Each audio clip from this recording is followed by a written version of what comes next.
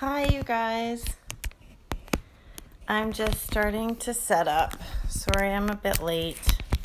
This is my life.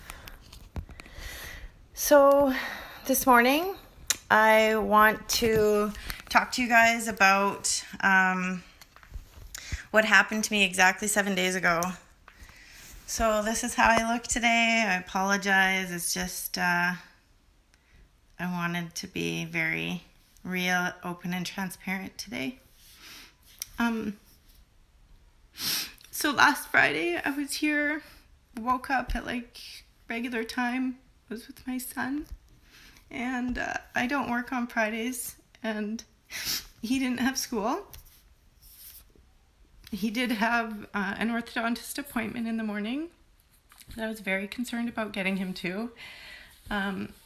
As you know, I'm in the process of opening our retail store, which opens officially on October 2nd.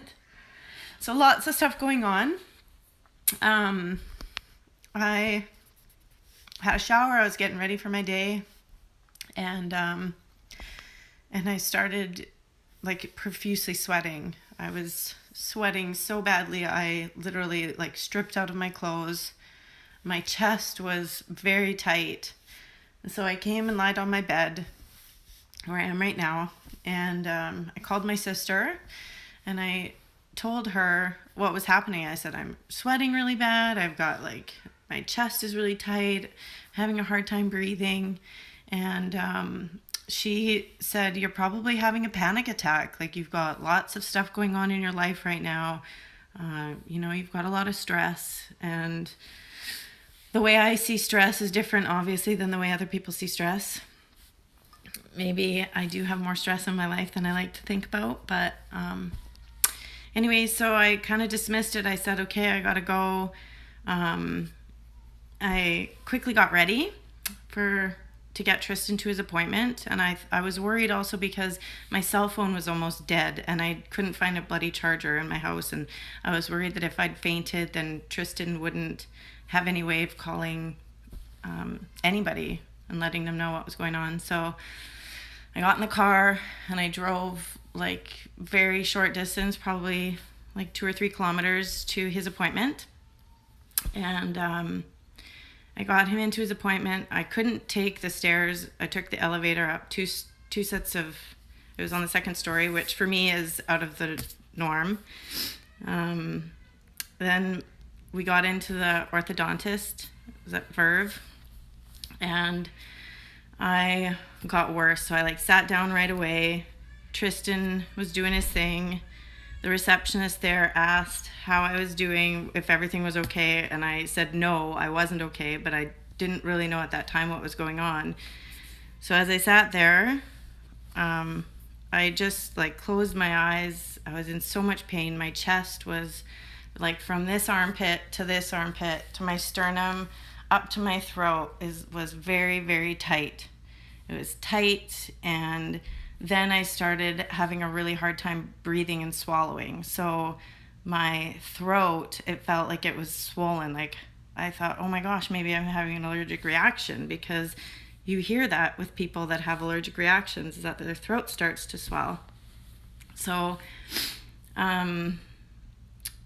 and then I put my head between my knees, and I was sitting there and my arm was draping, and I realized that my left hand was numb. So I just kept shaking it out and thinking, what the hell is going on with me? What is wrong? And so instead of calling an ambulance, I called my mother. My mom also lives in the same city as me, and so she rushed to Verve to come and pick me up. And my brother came to watch Tristan. We drove up to the hospital. So we got to the Sturgeon Hospital around 10:15, 10:20. And I checked in, and I went in. I waited probably only a few minutes, and they got me in to they took me for an ECG. And the ECG must have been abnormal, because immediately they wheeled me in to the emergency cardiac unit, which for me, anytime I've ever been to Emerge, I've waited for hours. So I knew something was going on. Once they got me into the cardiac emergency unit, I don't know if you can see, but I've got like bruises all over from IVs. My whole body is bruised up. I had ECGs. My heart was going into VTAC, so it was going up to 170 and then back down, and then it would go crazy. I had like more than 25 episodes of VTAC while I was in the hospital that day. So my heart was not good. It was not in a good place. They did the blood work. They put me on an ECG. They were monitoring it. But the blood work came back negative, that I didn't have a heart attack, and they were unsure. They thought maybe it was a blockage. They thought maybe it was some swelling around my heart. And then at one point, and I just found this out yesterday, thank God my sister and my mom were at the hospital with me at this point. And the one ER doctor was going to dismiss it and send me home after my second set of blood work after 5 hours, because they couldn't find anything on the ultrasound, and the blood work showed that I didn't have a heart attack. So thank God there was a cardiologist that was there at the time, and he said, no way, she's coming upstairs with me. So I also remember at that time when I was in the ER that they were talking about giving me aspirin. So they gave me aspirin, and then they were giving me nitro, and I thought, this is the stuff they give to people when they have a heart attack. Like, I'm a healthy-ish, fit-ish 38-year-old woman. Like, I cannot be having a heart attack. So, and as an ex-EMT years and years ago, I just remember thinking the nitro, that was the big trigger for me. As I was waiting for my husband to arrive, there was an elderly man that came in who had like banged his head, and they were sending him to the U of A for an angiogram. And I thought, wow, that guy's got it really bad. Like, they're sending him to the U of A in an ambulance. Like, yeah, he's done himself in for good. And they took me upstairs. They hooked me up to a 12 lead to look at my heart and monitor my heart, see what was going on. And within 3 or 4 minutes, my heart went into VTAC. They got it on the strip. They brought it to the cardiologist. And then they came back in the room and they said, we need you to go for an angiogram at the U of A. And you're going to go in an ambulance. And this is what they're going to do. Basically, they stick a catheter in through your wrist or through your groin. And it sends the catheter up your arm, past your shoulder, and parks it outside your heart to see what's going on with your heart, because they knew something was not right. And I thought, okay, this is okay. Like, I'm glad they're taking care of me.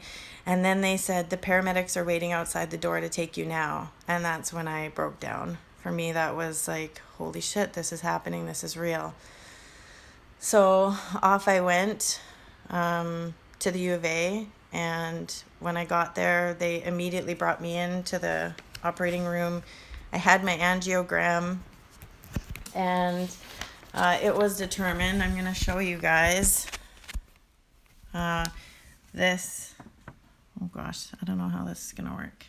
Hold on. There. So this is a picture of my heart from the angiogram. And see those little lines right there?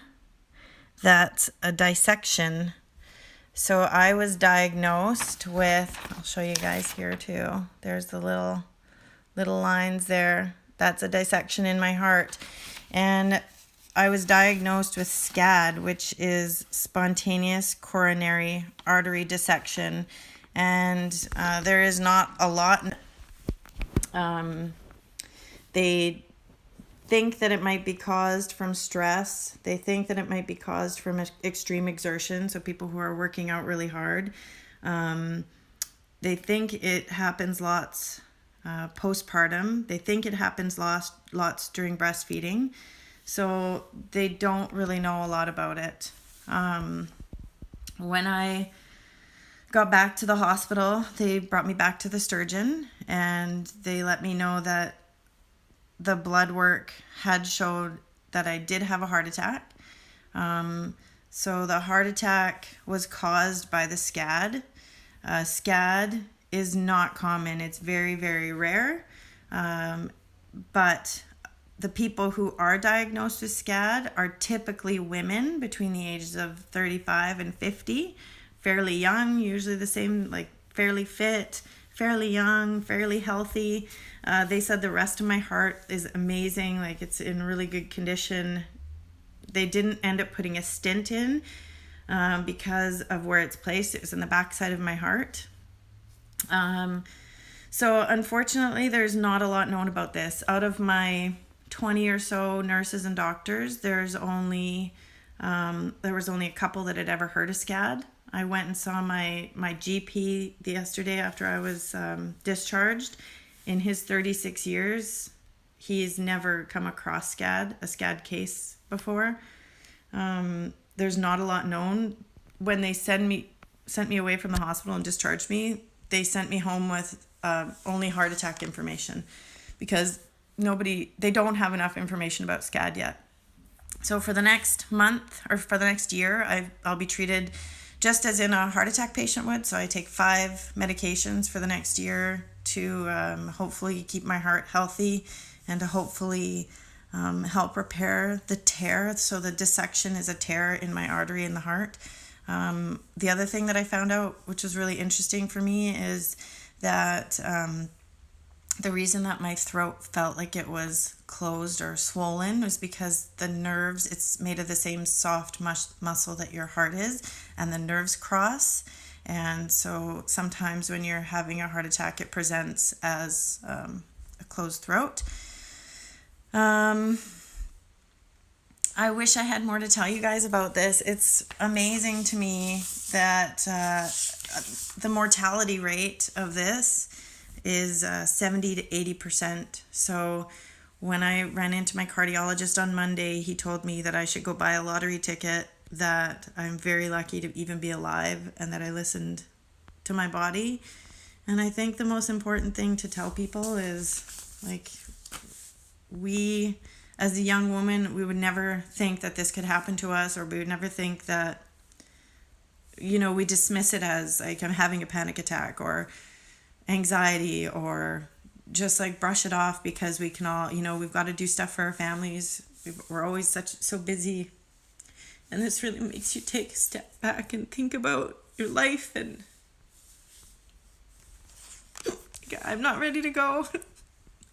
I want to watch my son grow up, and I want to be here with my family. So I'm going to be really, really careful.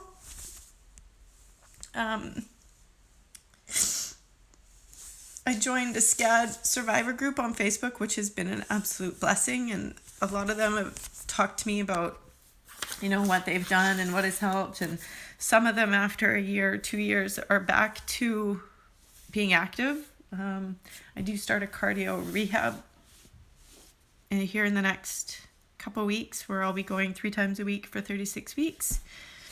Some people that have SCAD suffer 2 and 3 heart attacks, and I pray to God that I don't have to ever be back in there for this.